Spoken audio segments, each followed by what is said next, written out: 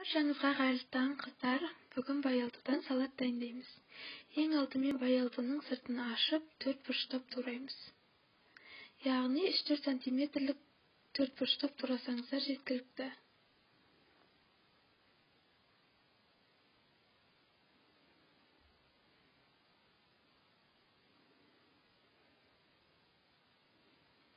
Туралған баялдымызды басқа бір ыдысқа саламыз. Сосын бір ыдыс алып, оған жұмыртқаларды жарамыз.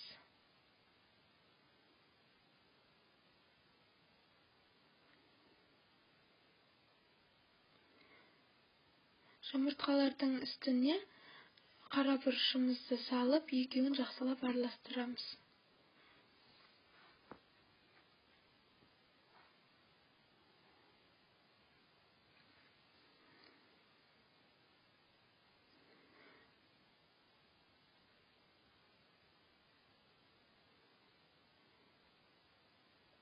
Сосын жұмыртқамызды баялдының үстіне құйып, баялдымызды жақсылап араластырамыз.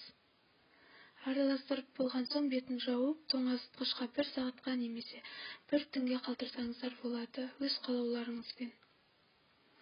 Сосын пиязымызды ұсақтап тураймыз.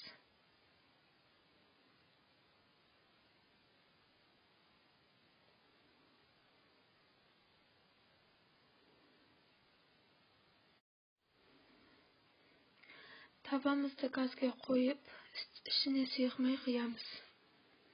Сосын пиязымызды салып, сарғайып қызарғанша қуырамыз.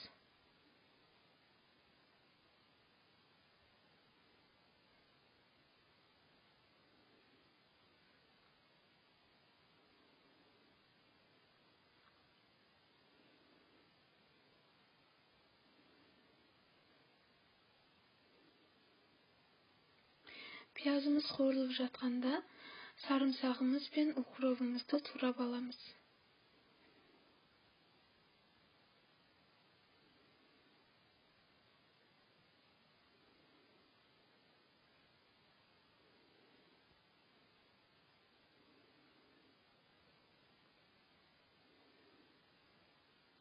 Қуырылған пиязымызды бір ыдысқа салып аламыз.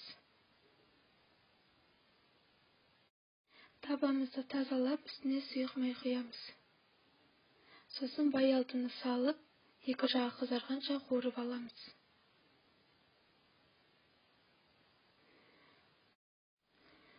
Қуырылып жатқан кезде үстіне пиязымызды салып, екеуін тағы да біраз 5-10 минут қуырамыз.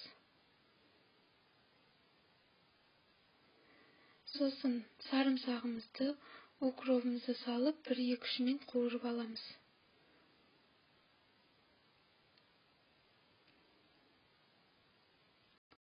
Сосын баялдының үстіне 2 ас қасық қаймақты салып, жақсылап араластырамыз.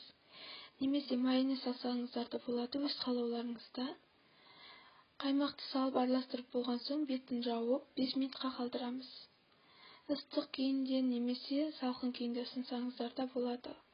Осымен салатымыз дайын, жасап көріңіздер, өте дәмді. Өкінбейсіздер, сау болыңыздар.